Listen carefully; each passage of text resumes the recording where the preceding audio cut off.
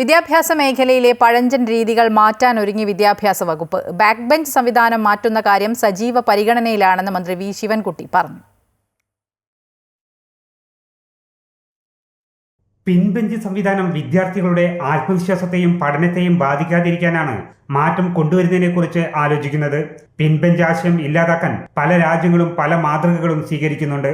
നമ്മുടെ വിദ്യാഭ്യാസ രീതിക്ക് അനുയോജ്യമായ മികച്ച മാതൃക കണ്ടെത്താൻ വിദഗ്ധ സമിതിയെ നിയോഗിക്കുമെന്നും മന്ത്രി പറഞ്ഞു. ക്ലാസുകൾ യു ഷേപ്പിലാക്കുന്നതിനെക്കുറിച്ചും ആലോചന നടക്കുന്നുണ്ട്. ബാക്ക് ബെഞ്ചേഴ്സ് നമ്മൾ സ്ഥിരം പറയും, ആ കുട്ടികളെ പറയും, നീ ഇരിക്കേണ്ടവരാണ്.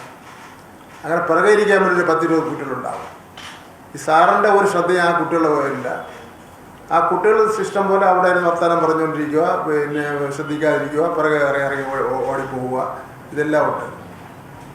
അപ്പോൾ അതിൻ്റെ ഇപ്പോൾ ഉള്ള ബാക്ക് ബെഞ്ചേഴ്സ് ഒഴിവാക്കിക്കൊണ്ടുള്ള ഒരു സീറ്റിംഗ് അറേഞ്ച്മെൻറ്റ് എങ്ങനെ ഉണ്ടാക്കാൻ സംബന്ധിച്ചിടത്തോളം പൊതുവിദ്യാഭ്യാസ വകുപ്പ് ആലോചിച്ചുകൊണ്ടിരിക്കുകയാണ്. ഉദ്യോഗസ്ഥരുടെ ഭരണപരിചയക്കുറവ് ഓഫീസ് പ്രവർത്തനത്തെ ബാധിക്കുന്നതായും കാര്യമായി പരിശീലനം നൽകേണ്ട അവസ്ഥയിലാണെന്നും മന്ത്രി പറഞ്ഞു. കുട്ടികളുടെ മൊബൈൽ ഫോൺ നിരോധനത്തിൽ പൊതുചർച്ച വേണം. വിദ്യാലയങ്ങളുടെ ശോചനീയാവസ്ഥ പരിഹരിക്കാൻ നടപടികൾ എടുക്കുമെന്നും മന്ത്രി വ്യക്തമാക്കി. മലപ്പുറത്ത് നടന്ന മീറ്റ് ദ പ്രസിൽ സംസാരിക്കുകയായിരുന്നു മന്ത്രി. അമൃത ന്യൂസ്, മലപ്പുറം.